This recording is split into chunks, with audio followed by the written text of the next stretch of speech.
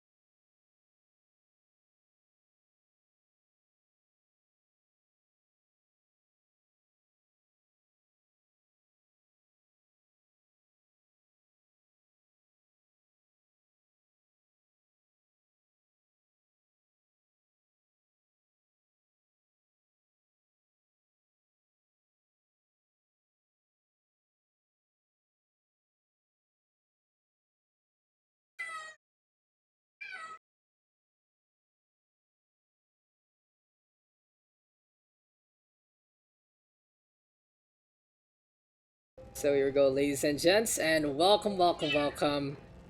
We are going to be getting into our next game, and we are going to start things off on Divergence LE. So welcome to our second semi-final. We are going to be looking to see how everything is going to unfold. As first things first, we got the red Terran of Xenos and the yellow Zerg of Papinski. I need to shut that thing up. Wait lang.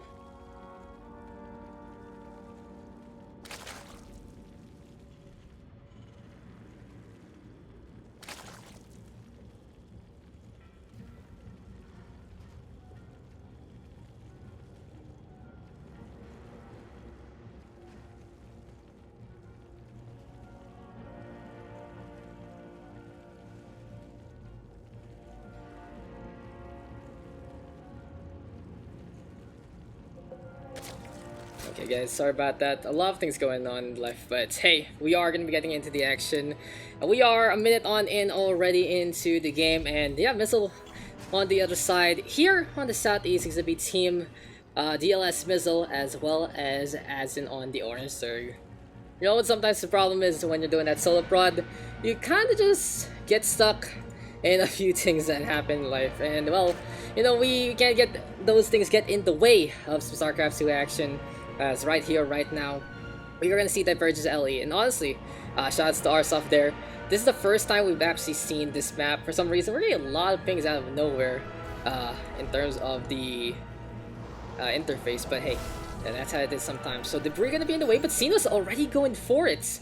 He's gonna be setting up the command center. He's thinking that even though the Debris is in the way, I can maximize my profits, going for the Richmond or field. In the meantime, Papinski gonna be looking to play into the natural instead. So the thing about Divergence LD, it really is a divergence in some way. You have to make a decision what kind of base you're going to be looking to upgrade into, and what kind of base, what kind of positioning you're going to be looking to hold into this game. So for Azin as well as Papinski, they are going to be playing into the natural because they want to play the aggressors here with the Zerg. That'd be really essential to get the push on Xenos. In the meantime, with the factory, refinery is going to be there, and the command center still being built for that rich mineral field. So an interesting decision there for Xenos. He wants to go for the CC into that setup. And well, it's going to be really interesting to see how everything is going to unfold. Mainly this though, going to be in to play right here, right now for our yellow Zerg. In the meantime, factory right now being built at the same time, as in though with some roaches. Seems like it's a very early roach push here by Mizzle as well as Azin, as these are just going to be these rapers as well as these roaches looking to get in position at some point in time. Anyway though, concentration fire to allow Scenes to potentially get this debris out of the way and get the base as he's looking for. But Mizzin gonna be in position actually to hop up on top here and surprise these SCVs with a surgical strike to get the damage done in the first place. On the other side though, Cena's on that high ground right now, using that vision to try and mitigate this advance, but Azin, with so many of these roaches, forcing a big response of spines. Now here comes the Reapers though, going for the push. Big cheesy antics here from Mizzin as well as Azin. They go for the Reaper as well as the Roach Rush, trying to play a little bit of that armored and that lights to move on the ground. Mobility is key here for Mizzin, and he has to micro his way to victory. Making sure though that these things need to survive, but he loses 2 already. Not the best way to go about things. Spine crawlers into the front line, and the early aggression here from the side of Mizzin and Azin kind of falling apart in a way. Sure, these roaches are surviving with the burrow. It's really pesky to get that early burrow on, and even that detection just not gonna be there in the first place, especially for the Terran. On the other side though, Starport doesn't have a tech lab, can't get that Raven. Eventually the scan comes, and that is gonna be cleanup. My name is Babibski. So a solid start there for Cenas and Babibski. They hold the line, defend, and they are basically able to get rid of those attackers. In the meantime, behind this though, Azin going for a very far off expansion, and Mizzin now looking to do the same. Inspiration gonna be coming from the other side. Anyway though, here comes the run on in from Babibski. These Zerglings gonna be going over to the east. As in the meantime, going for that Lair Tech, and needs to defend with these roaches for his life, because there's a lot of links right now coming his way. Step back though, coming online very soon. +1 already here from Mizzin as well. But into the drone line we go. Queens right now trying to get DPS on, but yeah, that's a really big hit there for Babibski, making sure that he's taking care of that east side. Eventually though, the drone's gonna be coming on out from their holes, surviving. But here we go again. Pesky stuff. The roaches though are the ones mismicroed, and they are unable to get any DPS on. Queens though still there, can't burrow anyway. A little too fat in that regard. And it seems like Babibski just trying to find the poke, but he's not really getting it. For the time being though, macro going in favor of Cenas and Babibski so far. They're finally blowing up this debris to get these rich mineral fields, and I can see now why this map is always banned. It's so interesting, like how it has rich mineral fields so close to your base, and you are basically looking to get even more and more value out of it. But Lair Tech can be online here. Extractors right now being built as well by Azin to add up more to that gas. Wouldn't be surprised to see more roaches and more ravagers into the field right now from our Orange Zerg. But at the same time, we're getting some scans here and now. Azin putting a drone in the way here, but Babibski looking to try and get the expansion. This is not happening, and that's what the Overseer is for. If you can't expand, might as well get that detection, see what's going on. Now Cena's kind of not going for the lift up when he could. He also has an army to get rid of the debris, and now he notices it can actually tear that one apart. +1 though coming here from Babibski. Wouldn't be surprised if we see a Spire anytime soon, if he does not have it as of yet. So no Spire yet, but he is going to go for a Ling heavy composition. And his teammate right now building up those racks to add in more to this comp. Anyway though, as of right now, we're going to be looking to get to that lair, and we'll be reinforcing that front line heavy. Seems like the most defensible part right now for Mizzin and Azin is this expansion taken by the Orange Zerg. And right now, I feel like Mizzin should be able to take another base here beside them. Like, it'll be interesting if Babibski, they follow suit with Babibski taking a hatchery here, because it doesn't seem like, even though, you know, rich mineral fields are great, it doesn't seem like it's not really good for the map layout per se.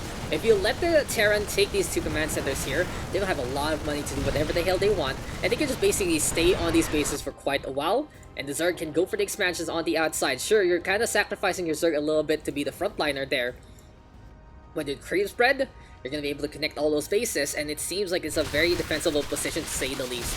Taking the sides of a map means that you want to play the more defensive angle, you want to play the macro game, and it allows you to make a straight line with creep sometimes if you're playing that Zerg, and hold as far as possible, go as far as possible in a manner wherein your opponent has to go the furthest distance still. Usually on a map, of course, you guys are on diagonals, and from using that x-axis to your advantage makes it that you have more time to react. So it makes a big difference there in the first place. But yeah, you know, this is we haven't really been able to talk about too much of the background here from these two teams. It's kind of like old school versus new school. HD Gaming, pretty much old school there, all the way from Wings of Liberty and beyond. Their opponents more on the newer side, Jiahen as well as DLS Bizzle. Team Mizzin looking to work together and show that they are a new generation here. But old B2 right here right now, but basically looking for a quick little rotation in this round onto those roaches. So in the meantime, roll going on, and there we go with the burrow play yet again. Cenas though, looking to stem the tide on the west side. Shots right now from the side actually, look at that, Mizzle playing it cheeky with the drop play. Vehicle interference matrix though, courtesy of the Raven, shutting down the siege tank, whatever the hell it wants. And on the south side right now, these roaches gonna be looking to get in position still. Now Cenas trying to get rid of the medivacs, and there will be just these dropships going down really quickly. There we go with the scans as well, and yeah, you know, it is so difficult right now to say the least. Yeah, sorry about the meowing, guys. So what happened here is basically we have some kittens and giving them away, and now the kitten is all alone, and so it's kind of like what do I do alone? How do I be alone? How to be a-okay for this setup? And yeah, you know, it is what it is. I'll try to get someone to pick that one up, as these roaches right now picking up a fight in the middle.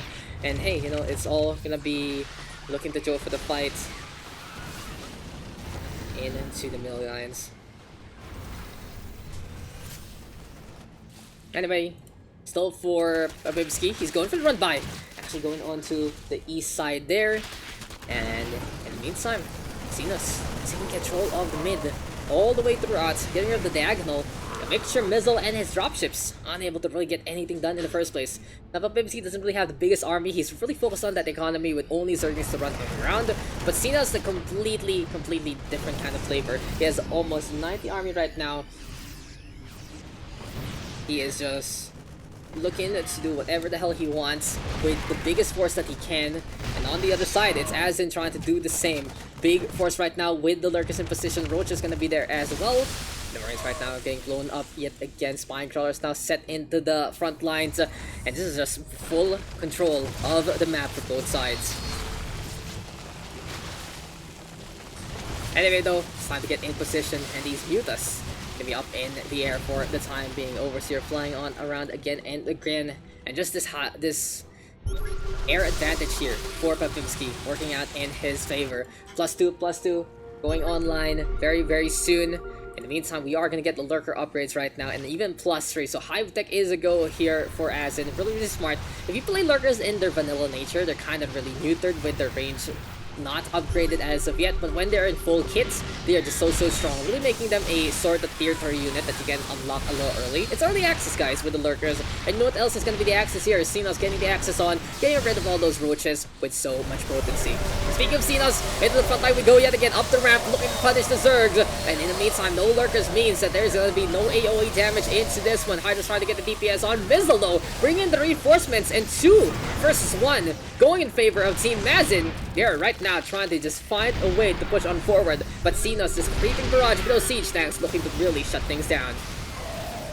And there though, the set is here. Here comes the Banelings right now, trying to go for the Morph on, and Mutos flying on around at the same time. And this is going to be more and more of that air pressure. Banelings going for the bust though, and boom goes the dynamite. Beautiful stuff there. Lurkers right now being morphed in yet again, but it seems like the front line will stop the engagement with the green balls flying on around. Really goes to show speed kills, and that is what the Banelings are all about sometimes. AoE acid, getting the DPS on, just so effective to say the least. Lurkers though and Hydra's gonna be in to play, and in the meantime, Cenos right now getting more and more of those mineral fields. Still though, more Banelings right now being morphed in, and we are gonna get some upgrades from the engineering base. So a bio approach here from Cenos wants to add in just a little more. On the other side though, plating right now to make those Benevats more tanky, and it's bio versus bio into this game for the 2 Terrans. Will creep add speed to everything else? I don't think so. That'd be so cheeky. It's just like you get creep, everyone gets creep. Gotta go fast to make them conveyor belts instead of creep. But onto the high ground we go again. +3/+3 right now from our green engineering base. And it seems like Mizzle just wants to front load this as much as possible. He knows that he can have the advantage with the bio play, and he can really get the push on overall. We'll see here from Visi though, flying on around as well, getting scouting information. Doesn't want to go for the brawl yet because these Marines, when they get the stim back on, it's going to be really potent. Bailing staying on the left-hand side though. Will they be sacrificing this hatchery here? Seems like it is the case, because that is Azin with these lurkers in position, fronting down these bailing bombs as quick as can be. Mutants though up in the air. Here comes the scan already, and on the other side, seems like engagement was in order, but still staying on the left. Bailing's waiting for something to happen. They don't want to get in range of the lurkers. They're waiting for the transition. They're waiting for the uproot, and this might be the time to do so. No, quickly, as soon as they pop out, they pop back in. They're just so all good right here, right now, keeping things up into the win. Papinski though, is trying to go for the pokes with the Mulus, but it just isn't happening here. And Mizzle with the front line, that's gonna be Azin working together. But finally, the Zerglings and the Bailings gonna be rolling on in. This has to be the Medivacs going for the evacuation, but it's too late for those infantry. They will go down in one fell swoop, and on the other side, it's gonna be Azin bringing in the heat onto the eastern corner, near the middle of the map. It's more and more of these command centers trying to come on up, but Azin with the Hydras putting on the pressure, and the fight goes on. More and more of these units right now. Papinski with faster units. Reinforcements have arrived, even without that creep spread. And that is just Papinski coming back to help his teammate. Doesn't matter if these are roaches, they will just go bust down from the Bailings instead. And in the end, it seems like Mizzle and Az is gonna get beaten back again by the combined forces of the yellow and red. Overall though, push-pull on both sides. Now advantage here for Sinas and Papinski. Even though they don't really have too many workers in this regard, losing bases here and there, they have the numbers and they have the aggression. Now they are just making sure that Sinus' base here into the front line will not fall, because that basically extends their line to the furthest reach, as Hatchery now will go down here for Azin, and it seems like the supply lines here for the Zerg gonna get broken yet again. Flying on around though, here go with the spot, the Mulus Ball doing it there for the hell they want and more. Hydras though down below, gonna have a little bit of a struggle if they get the focus fire on. And in the meantime, you know, without those doors, it really goes to show these Mulus can do whatever the hell they want and more. Too much bio right now, getting shut down by the natural counter. It's interesting, we aren't really getting the Ultralist as of yet. +3 right now, going online onto that Evo chamber though for the armor, and more lurkers right now for Azin to bring to the table. But Mizzle able to finally fend that one off, get rid of that base. Sinos kinda hurting there with only 23 workers left and no real money. He relies on this Richmond field right now, and he's flying around with his command centers. It seems like the war of attrition ending up in favor of DLS Mizzle and Azin. I like how they segregated these bases, making such a big difference for their economy and using the map to their advantage. Divergence right now going in favor of Mizzle and Azin. Here we go though with the retake again. These are the Mulus flying on around, getting some DPS onto the economy, and that is exactly what Papinski needs to do to allow Sinos the space he needs to get back his money. For now though, that is what the mules are all about. Get that money. Desperation time here for Sinos. Here comes a Mizzle though, as well as his teammate, moving on around, and Azin now actually going to a crippling blow against the Red Terran. Mizzle though might be playing with fire here. So many Bailings right now in position for Papinski. He also has some good money, 100 army to his name. Hatchery though should go down soon, but here comes Mulus going for the flank. Now, keeping the Bailings away might be a little too dangerous, honestly. But you know what else is dangerous? This is just Sinos losing all that energy, trying to get some money desperately, but it just doesn't pan out. Now, where can Sinos actually expand? He can go to the bottom left, right beside Mizzle, which is going to be really funny. And, I mean, he can try to get the right-hand side base, but that is still Azin's domain. And just how Mizzle and Azin are expanding, they're making such a big difference on terms of the map. And they are getting the push that they want, aggression in full form. And this is such a wonderful game here from both of our sides. Big armies on both fronts. Here comes the Blending, so roly-poly on the round again. And since the Lurkers are in behind, that is going to be a big bust there from Papinski. Is that value worth it? Is that enough? Here comes the Mutants flying on in again, and Mizzle and Azin losing members left, right, and center. Still the top up courtesy of the Medivacs. Here comes the Hydra set up for reinforcements, but these Mutants are just like nigh unstoppable so far, with the Glaiveworms getting tossed into the wind. Eventually though, the Hydras might be too much for them to handle. Here comes the Medivacs going for the load on in, and it's gonna be time to fly on over to the high ground, get rid of the main base perhaps. Bailings though rolling one more time, and that is just these reinforcements getting blown up by all the acid in the world. Now, effectively, Sinos is out of this game unless he can get a base set up with those mules. It's Papibski's show right here, right now, 1 versus 2. And can he actually keep up the pressure enough to just stifle the opposition in terms of this attrition? Papibski, though, doing all he can. A drummer in real life, and he's really setting the beat here. Going for the beatdown as well onto those bases. Technap getting shot on down the circling side now, forcing the SCPs to go for the brawl. And in the front, in the middle, everywhere on the map, we can see the action unfolding. But Papibski has to retreat with those mutas. If he loses that ball, game is over. It's such a big deal, even though. And honestly, Mizzin is just hitting these production structures that don't really do much in the first place. They are just desperately trying to get something done. Here we go, though, with Mizzin right now pushing forward, and Azin in position to really come together with his teammate. One more scan, though, that's what Sinos can really just do in this regard. Make sure that those lurkers aren't there. Papibski doing everything he can and more. And I like how Sinos is supporting his teammate as much as possible. He has these medevacts, he has 2 of them, and that's what they're doing right now, keeping these mutas alive. This is really the saving grace here, these 16 mutalists for Papibski, keeping them in this fight. But for how long? Because the tide is not turning whatsoever. Mizzin and Azin keeping things up. It seems like this endeavor is just a little too desperate. And with money going in the favor of the green as well as the orange, things just might not look up whatsoever. Can they do this? That's the real question. It seems like the writing is all on the wall, though, because Papibski forced to go for the Bailing Cocoons as Azin decides to push on forward one more time. Here comes Mizzin, though, onto the east side, but that is what the siege tanks are for, and they are defending the homeland as much as possible. Bailings, though, every sacrifice hurting Papibski, because he doesn't have economy anymore. There is no money coming in his favor, except at Richmond Field. He is desperate right now to get even more economy. And you know what his opponents have? Everything else. Sinos, though, playing with fire, hoping to not get burnt. There we go with that Spore Crawler getting blown up by those units. But yeah, these mules right now, absolutely desperate to get some money for our Red Terran. And as we said before, maybe the best thing Sinos can do right now is to build medivac after medivac to keep these mutants alive. They have been the saving grace for this team. And Micro right, they might be able to get the top up onto those flying mutants as quick as can be.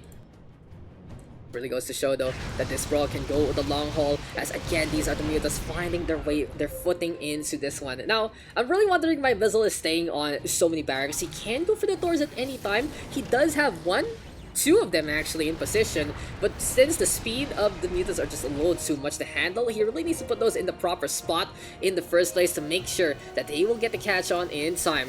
As in spotting out that command center, here comes Mizzin, though, looking to defend on the south side, and again this orbital command gonna go down. Sinos getting 1.2k there, but it just isn't gonna be enough.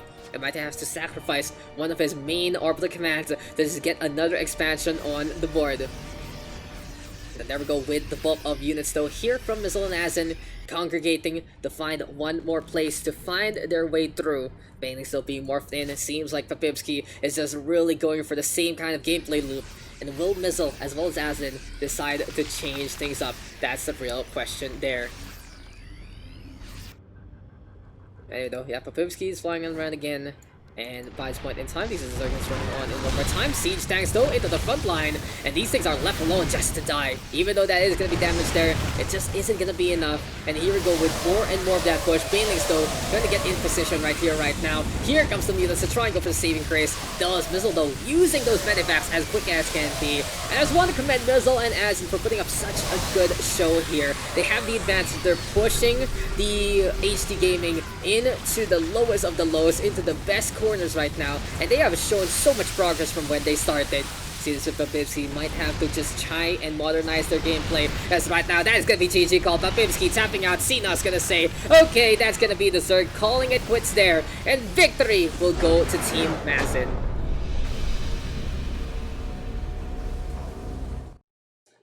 You expect the Meows, but you get the Gurs, you get those Rars, and that is just absolutely fierce plays there from Mizzin as well as and that is victory for them, for the team of Team Mizzin, and congratulations to taking care of business on the first bout. So Divergence is quite a strange map, but in the end it is victory there for the Mizzin as well as Mizzin. Mizzin even getting an achievement there out of nowhere, but congratulations to them taking that first map win there. Efflorescence, though, might be the same kind of story, honestly. Even though it doesn't have that rich middle field, it feels like it's going to be a macro heavy game coming into this one. And it feels like those are the games that we are looking for into this set. But what a match so far. What a show there in the SCPH dual meet. And this seniors bracket is just basically not disappointing. That's all I can say.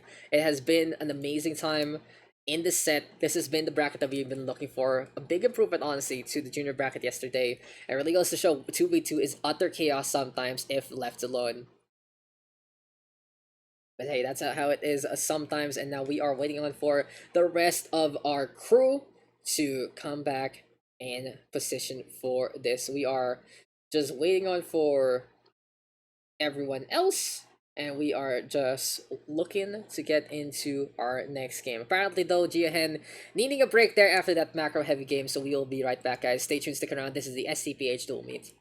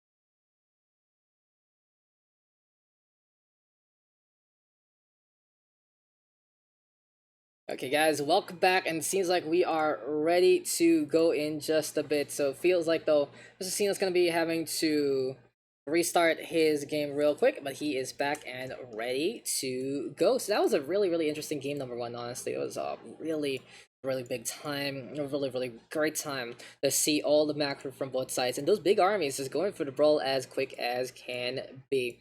So we are waiting for Mizzle to start the game as Efflorescence. So it will be game number two.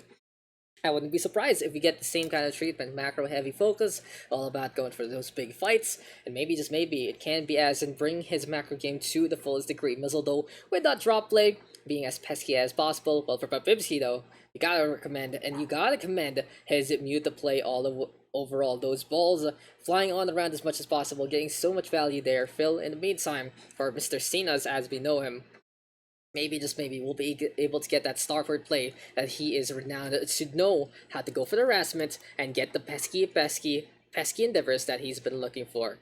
But right now, we are just waiting on for Mr. Mizzle to start the game, and I just want to say though that this tournament wouldn't be possible without the support of the ROG Internet Cafe Team ROG. If you guys want to check them out on Facebook, really sportive, sending in a little bit of that money overall, and as well as the peripherals to add to our prize pool. It's 3,000 pesos up for grabs here in the senior bracket, and it really goes to show it's a big prize pool that these players are fighting for. All or nothing.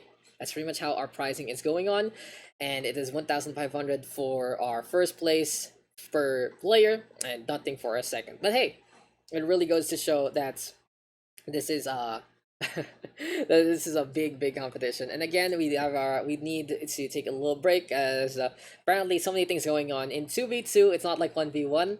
There's 4 people right now to handle, and hey, you know, that's how it is sometimes.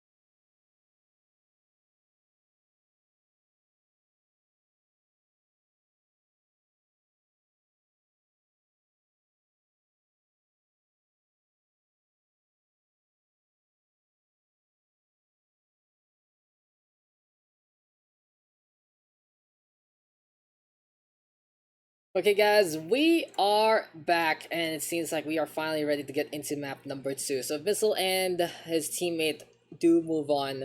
They will who want to take this victory. They will move on to the grand finals, and in the meantime, we'll see if Sinos and Papipski can actually do something about it. Terran versus Zerg, and Terran versus Zerg. It really goes to show. It's like TZ. It's really interesting to see these duos come together as one. And well, as we go into Efflorescence, it's gonna be another good time between Mizzle Azin, Sinos, and Papibski. But hey, we're gonna be getting into the game. Match point here for Mizzle and Azin. For Team Mazin, they're gonna be looking for this victory. The real question is though, how quick or how slow will it take? Will they play that macro? Will they decide to play as long as they can, go for the big bases, or will they find the aggression and try to end things early? Let's find out as we get into game number 2. So welcome back, ladies and gentlemen, and here we go yet again. One more bats right here, right now, and on to the south side of Efflorescence, we are going to introduce Mr. Head Admin himself, looking to go for a championship for himself also. It's a green Talon of DLS Mizzin, and its teammate on the west side, it is going to be the west side, best side, Orange Zerg, as in. In the meantime, though, their opponents down by 1, looking to get things done and looking for a victory here on Efflorescence. It's the red Terran of Xenos, as well as the north side of Babebski on that yellow Zerg. So Team Mizzin versus Team HD Gaming, if I do remember their team names. Kind of a little hard to remember because we don't have the same names on screen, but hey, that's what it is sometimes. And we'll see if Babebski can go for that second base pretty safely here. As Mizzin, in the meantime, gonna go for the Twin Racks already. Potential aggression with those Reapers, and even the spawning pole here for Azin. Since they're up by 1, they can play it risky, and they might be able to secure a victory as quick as can be and bring us to the grand finals all the way through, as we already have Bayagster, as well as Phoenix waiting on for that result. GG Nori.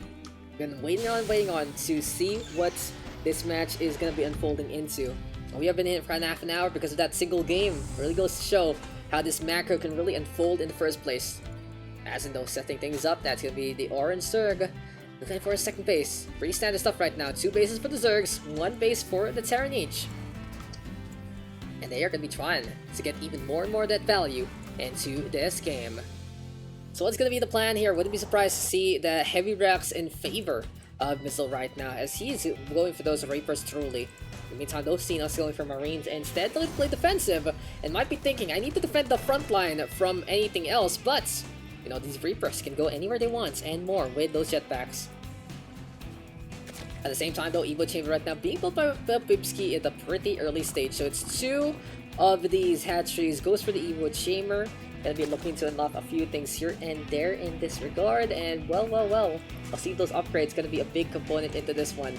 But as gonna be playing that Burrow tech yet again, it seems like here in 2v2, playing the Roach Burrow making a big difference, and because even though you can go for run by, that kind of thing, it is very, very cheeky. I wouldn't be surprised though if someone decides to just say, I'm not even gonna bother with those roaches, I'm just gonna go for the push, I'm gonna go into your base and destroy you as quick as can be. But hey, usually the weakness of that getting mitigated by the fact that there's a second player watching your back. We'll see right now though, because it still seems like this is a very offensive strategy here from Mizzin and Azin.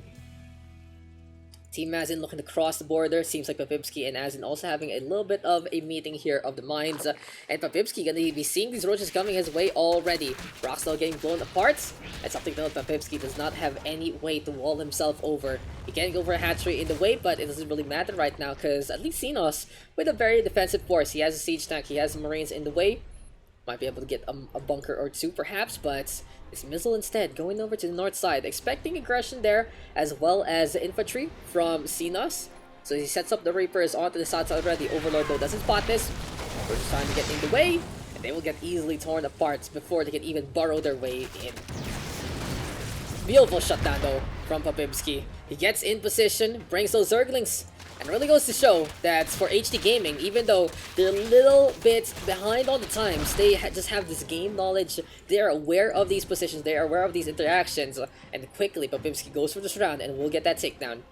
Now Azin as well as Mizzin are kind of open right now. They have to defend this, but with the Zerglings coming the way of the Orange Zerg, this might be a crippling blow into his economy. Into the main base we go already. Roach is trying to come on over. Queen right now into the sandwich, but there's still a lot of Zerglings going to be in position. There we go with the burrow though. Does Xenos have a scan available? Unfortunately not.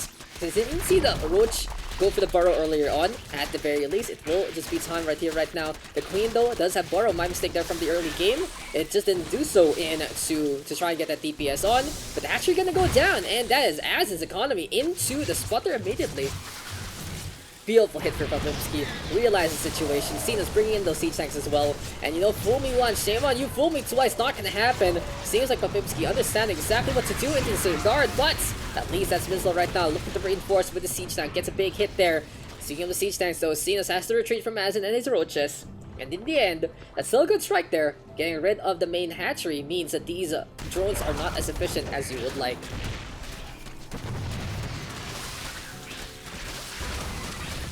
So far so good, and now there's going to be more of those Zerglings getting the pressure on. For the time being though, even more Marines right now being brought into the fold, and a second command center, make that a third actually here for Mizzin. Wants to go for the expansions, try to play into the front. And what is going to be planned here for Xenos? Mech going to be into play instead. 3 factories going to be here, and now he's going to need a lot of gas for everything he wants to build and more besides the Hellions. In the meantime though, what is the Evil Achiever even up to? Gonna be +1 though here for Azin, and it seems like Roach really is gonna be named the game here. No Lardo, Liberator in position. Xenos getting value with a second, with a third kill, with a fourth. Can he actually get the Queen instead? Yes, he does, and goodbye to the anti-air. That is just enough to get enough damage there. That is now the Roach getting caught up in the middle. Babibski having these circles at the right place at the right time. And it feels like Mizzle and Azin are caught in a rut right now. Trying to play a little cheeky with the Roaches and the Reapers. It's just not happening. Again, these things have to burrow. They get there at the last moments. And I wouldn't be surprised if we do get that Lair Tech and bring in that Overseer here for Papimski just to make sure he gets that vision as much as he would like. Reinforcements though arriving, a big funnel here from Popimski, and he's just getting more and more value from these melee critters. He already got +1 earlier on, we'll get +2 right now with the Evo Chamber. And speaking of all of that evolution, we are gonna get that Bailing as well as the Spire here from Popimski. Xenos though, bringing in the harassment that he is renowned to do so. 6 kills on that Liberator, looking to get more, 22 HP and Dream. Another shutdown there onto a drone, and everything is just hurting here for Azin and Mizzle. It feels like Xenos and Papipsi have turned it up to 11 and more. This is now the Doomsday Clock waiting to happen, because Xenos bringing in these siege tanks, looking to make it through to the other side.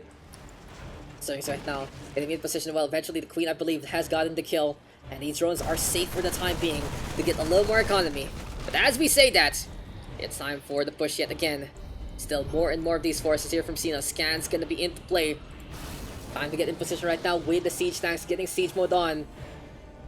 And he scans all over, making sure that everything is going to be fine and dandy. And GG called, as it knows that it's just not going to happen. Mizzle will call it as well, Xenos with Babibski, which is unrelenting pressure. The early cheese there from Azin and Mizzle blowing up in their face, and that is a well-deserved victory for Team HD Gaming.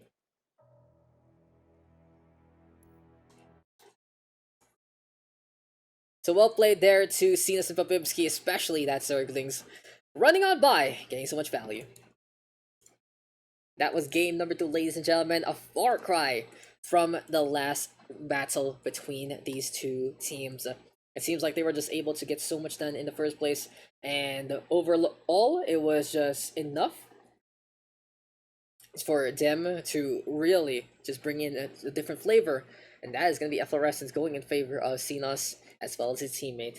Just those Zerglings getting so much value, running on by, running on in. Couldn't decide to get those kills. That was the burrow is kind of a double-edged sword. Like, sure, you can go for the burrow, it saves your drones, but it effectively means your units are not there. So you can get rid of the hatchery for free. Nothing is defending anything else. It doesn't really matter. Sure, you can get a new hatchery, but what is the most important part of the Zerg? It's not really even the drones, it's the hatchery, because without the hatchery, you can't build eggs, and without eggs, you can't build units. It's a slippery slope. It's pretty much it. That was just pretty much it there. But right now, we are going to be getting into a next game, and our next map here will be Heavy Artillery Alley. So here on Heavy Artillery, we have seen more and more of those mineral fields getting mined out, which will make quite a bit of a difference, honestly, into the scheme of things. We'll see, though, if it's going to be making a difference in the first place, and it'll be an interesting time to say the least how all of this is gonna unfold. But hey, it's now time to get into the action as soon as the other Zerg player is into the lobby.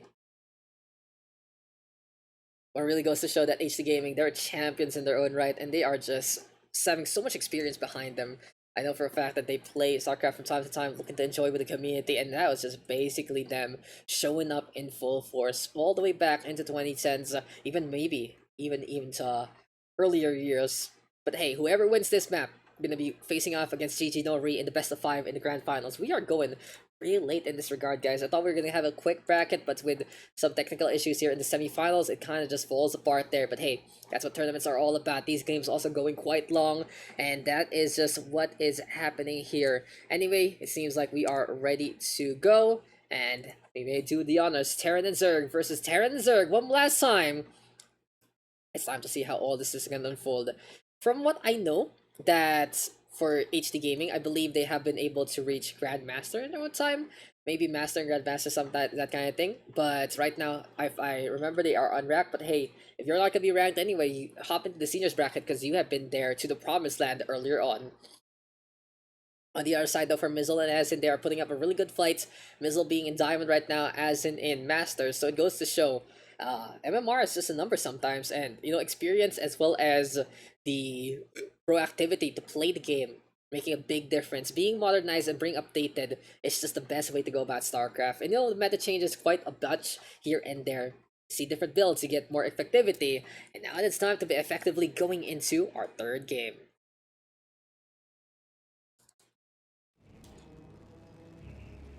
So welcome back, ladies and gentlemen, and here we go yet again. One more battle between these two teams, and we are all tied up 1-1. Heavy artillery gonna be our map, and these are gonna be our players. Here for Team Mizzin, it's the Green Terran of DLS Mizzle, as well as the Orange Zerg of Asin.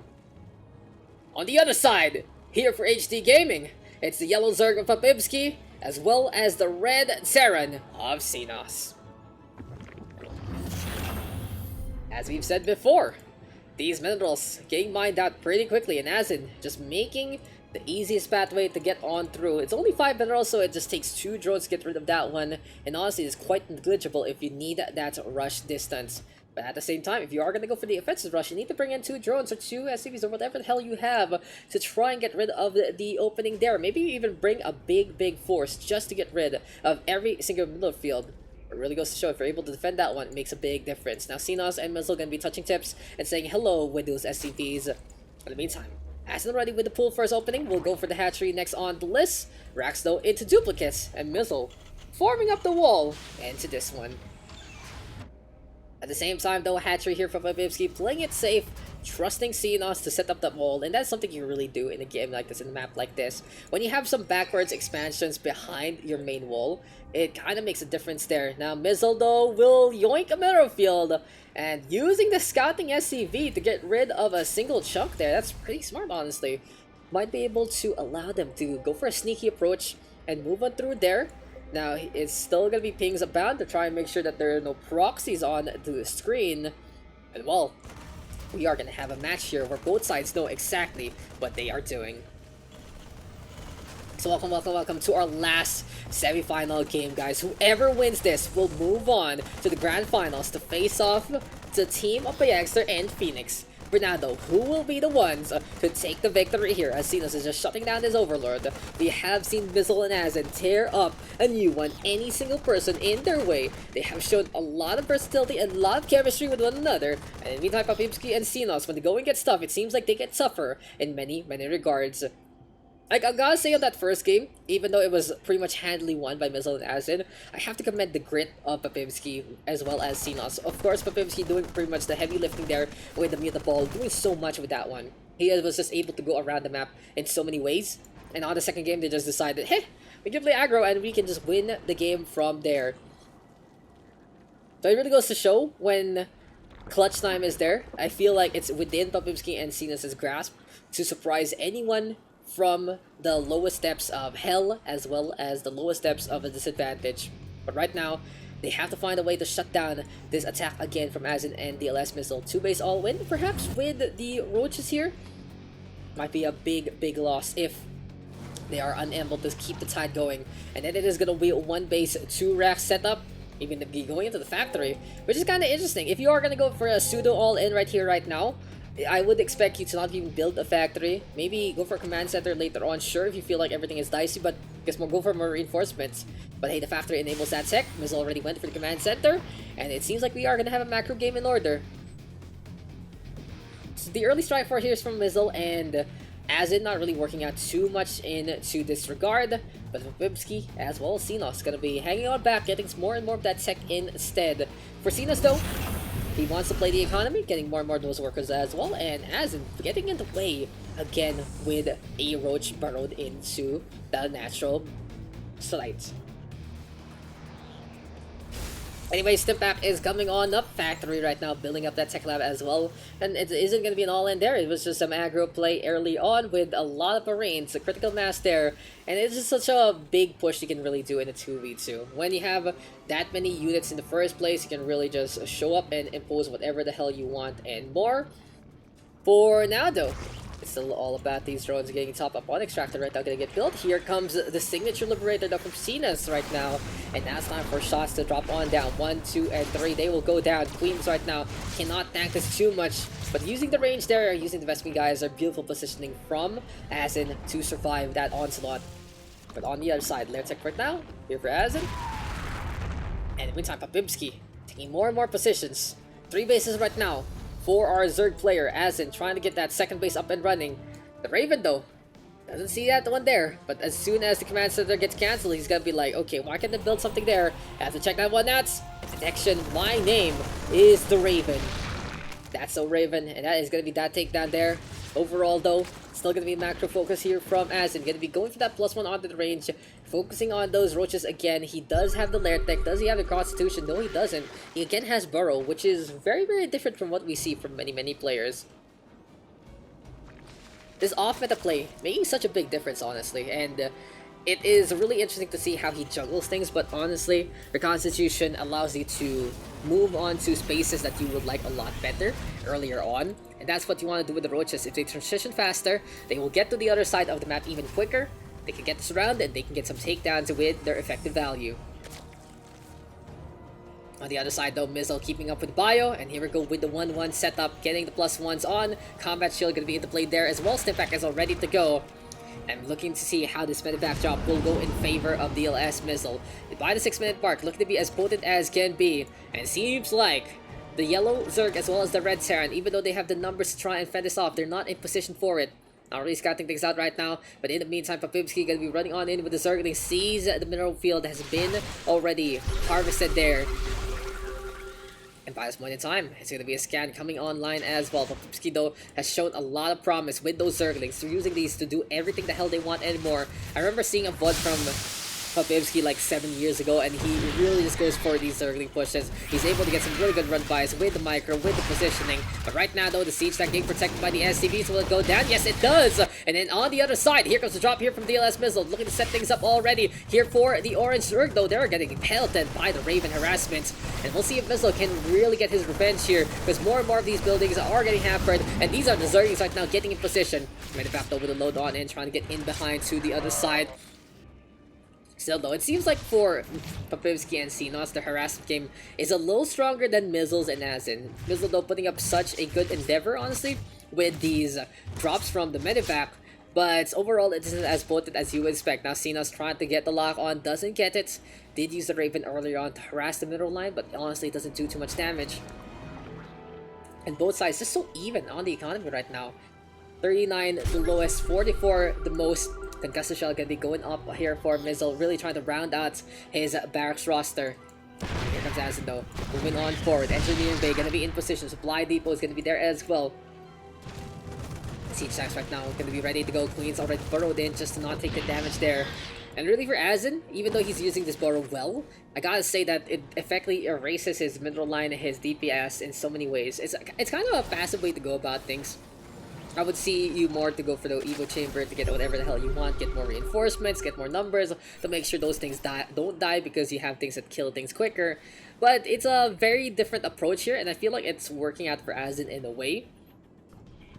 I don't really know though, I'm kind of in between with it. I like how the burrow is being utilized for once, but it's not in the way I would expect it. I expected like tunneling claws there from roaches, didn't happen. He's using it very defensively instead of just pulling these these drones away rather. And yeah, it just means that these things are just there. They don't really do anything for quite a while. Even the DPS, even the Queens looking to defend, they just decide, I don't even want to bother with this. I don't even want to do anything with it in the first place. But right now, Mizzle medevacs onto the eastern side. From a drop to even bigger one. Marauders, Marines, all filled up right there. One of them gonna be potentially the bait. And here comes Cenas with the scouting barracks yet again. When you feel like you're not gonna use the barracks, especially when you play that mech, just pull it around. Why not? You don't really need it anymore. It's a big block, good for scouting, 1000 HP, and it has enough movement speed to go wherever the hell it wants onto those flanks in the first place. And here we go though, with the Medivacs trying to move on in, but they're quite low HP already. Mizzin might not be able to get dropped to what he wants, and this is a one-way trip here because the surround comes to Fibsky, just blowing everything up to Kingdom Come. Can they get the afterburners to get on away? Almost no survivors here from the infantry, because it's only one Marauder and one Marine to live to tell the tale with the Medivac pilots in position. It's a pretty lackluster job there from Mizzin. He tried to move on through, but since the barracks got the scout on, these Zerglings and these Banelings can react so quickly, running on by to defend the Hive cluster. For now though, this Raven just not letting up whatsoever, and by the 10-minute mark, we are still seeing both sides with the same number of bases. Economy in the same straits, but Papibsky and Sinos has gotten more value of whatever the hell they want to do, and more. For now though, at least we're coming up the tech structure, and again Azin will go for the Hydra Lurker approach into this one. Now will this be enough to stem the tide from Sinos? He's going for the mech playstyle, and the thing about Lurkers, even though they don't really utilize the splash damage too much against the armored units, it really is the fact that they do bonus damage against them, so they're pretty much an all-around unit in so many ways, and they can just shut down everything and anything if set up properly. So it's going to be pretty big here. Siege tanks already set up, but look at how much damage the shock cannons can really do when they are used properly. Someone call it Bangalore, because this is basically a creeping barrage right now from Sinos, pushing forward with the protection from the swarm, the Zerglings and Banelings. Seems like the Siege tanks pilots are just happy to not basically be blown up or nibbled on to those critters. But in the meantime, Acid gonna get caught out of position. Siege tank though looking to get through. This Raven still unrelenting with these auto turrets, not giving up whatsoever. Going for the shots onto the drones, but in the meantime, here comes Mizzin right now with drop onto the north side and looking to push things forward yet again. SCV's though going to be dying there. Marine's going to be having the same kind of fate as the Zergling's going to be moving on forward yet again. Bile right now launched into the air, trying to make things happen as he's trying to bust down the wall that gets in the way of the middle. And the fact of the matter is, he's falling into the mineral fields that have been harvested, so that's just one column for him to move around, and that is just easy pickings for any siege tank play. Not the best decisions here for Azin and Mizzin. It seems like in terms of quality decision making, it is Sinos and Papibsky doing a little more in terms of that positioning as well as the proper engagements. For now though, we are getting more of those lurkers, and do we have Hive Tech? Not yet. So these lurkers aren't really going to be too great. They might be able to get the upgrade to be able to burrow a little quicker, but he doesn't have it yet. So going for lurkers right now, not really the best kind of thing. Hydra's going to be a lot more effective, and look at that, the lurker just out in the open will get taken down. Scan right now to get a little more of that vision. But you know what we can really foresee here is Sinos Papibsky looking to shut down things already. Not too much gas here from Papibsky, but he has a lot of minerals right now, and he can build even more and more things along the way. Getting that armor upgrade for the time being. Mizzin already with the rich mineral field, and it is now +3 coming online for our bio-focused player. Can Mizzin though stem the tide and keep up against the siege tanks as well as the banelings? It might actually be too much in terms of that AoE, because it's so scary to use these infantry to face off against all of that and more. Anyway though, it seems like Swarm is going to be in order instead here for Azin to try and change things up and do something a little different in the first place. Anyway though, here comes the Night Swarm, and Azin looking to be as pesky as can be. But you know what pest is going to be the problem? These Zerglings onto the west side, looking to force a response. Azin though with the Roaches and the Hydras. Good protection here from Roaches is armored up to make sure that they are in position and will be taking damage there for the Hydras to allow them to get the DPS on. Night Swarm though here from Azin, but if you're going to do this with only 2 Swarm hosts, it's kind of a pittance to say the least.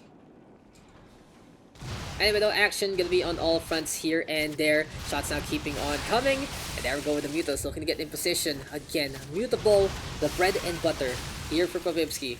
Make sure everything is gonna be fine and dandy into this one, trying to get on away yet again. Here we go though with scan play. Zergling's gonna be looking to get in position one last time. And just look how quick the swarm goes for the elongation on. Beautiful pick off onto the Thor. Here comes more and more of these Mutas. And just the pressure being applied all throughout.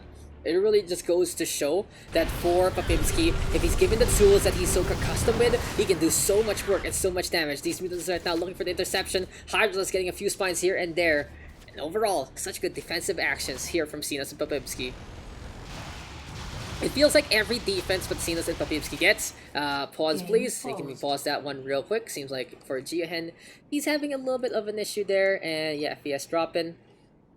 And yeah, we can call it there, no problem. We can pause that and we can get back into the action as soon as he is ready to go.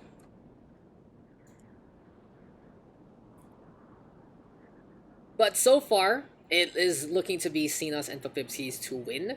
Every single time they defend, they are able to expand in such a safe manner that this dissuades this DLS Mizzin as well as Asin from actually coming on forward in the first place. But now it's time to get back into the action, and let's get back into the game. Resumed. So we're back, ladies and gents, and Papipsky bringing in these wheels in the middle, getting rid of those Hydras again who are being so pesky. But back to my point. Every single time the push happens, every single time that Mizzin and Asin go for the attack, it is still Papipsky and Xenos saying, no, you're not going there. We're going to expand even more. And Mizzin and Asin are just happy to take it. Thank you very much, good sir. I will take that. And they will be able to get in position yet again. Rockstar getting blown up though. Here comes Asin in the middle of the map. For the time being, those farmhosts right now, bring in those locusts and Hellbats in the in position right now to take the front line.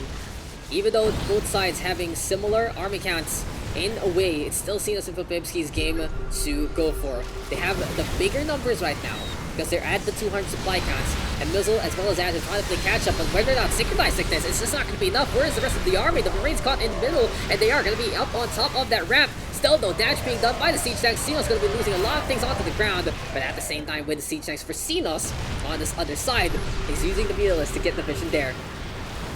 The ball is a go, doesn't care about those Vikings. The evil Vikings right now, they're adding up that DPS, and in the meantime, the Zerglings right now rotating around the door. That would be the takedown there. Now with the Thor gun, this is literally the beautiful, getting the damage that they need to, and this is just such a good imposition here from Papipsky.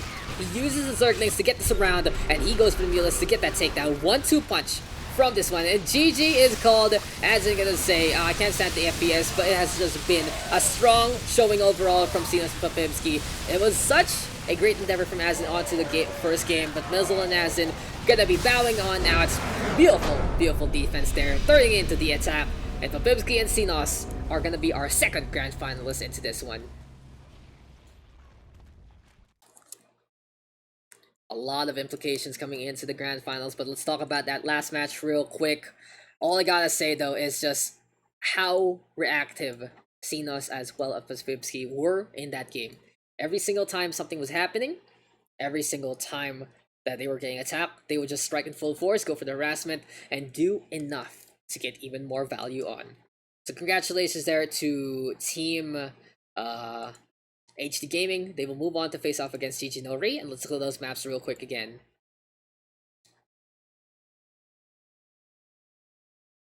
So my mistake there real quick, guys. There we go with the update instead, and yep, Divergence taken care of by Mizzin, but unfortunately, Xenos and Papipsky. On Efflorescence, they just countered the cheese and counterattacked. On Heavy Artillery, they showed their prowess on the back row, and that was where it was basically not a 2v1. What happened to Xenos earlier on Divergence crippling him kinda hurt Papipsky and his exceptional playstyle.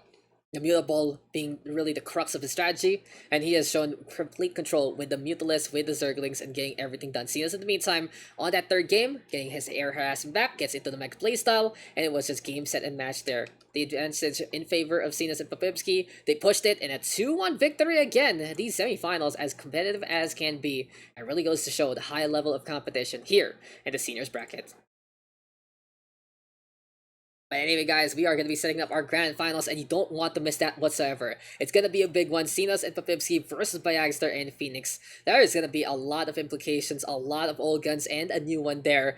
And this is the SCPH Dual Meet, presented to you by ROG Internet Cafe. Check them out at facebook.com/teamrog, and we will be right back for our grand finals.